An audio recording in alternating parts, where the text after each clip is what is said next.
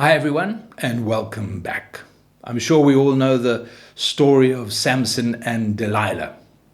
We recognize that Samson, from the time of his birth, his parents were told that you will conceive and bear a son, and no razor shall come upon his head, for the child shall be a Nazarite to God from the womb, and he shall begin to deliver Israel out of the hand of the Philistines. That was the vow, the promise that was made to the parents of Samson, and that's how Samson grew up, as a Nazarite. We know that he was seduced by Delilah. She wanted to know the secret of his strength.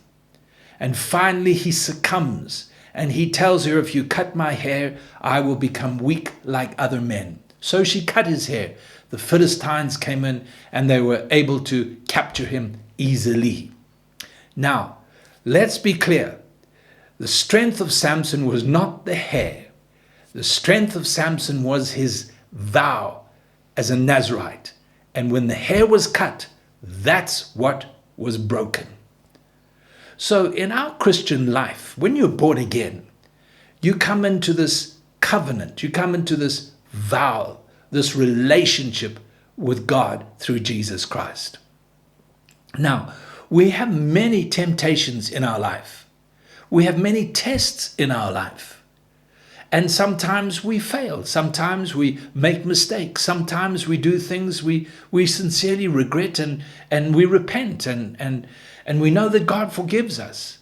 But in the midst of all of these things, I urge you to hold on to that vow. Hold on to that covenant.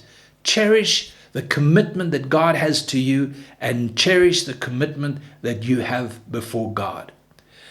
Satan, the enemy, will try every tactic he can to break that vow. He'll try everything he can to water it down and to weaken you.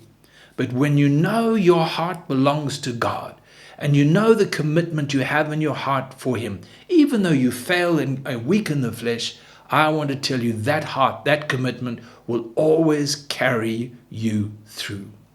We read in Hebrews chapter 13, he says, let your conduct be without covetousness, be content with such things as you have, for he himself has said, I will never leave you nor forsake you.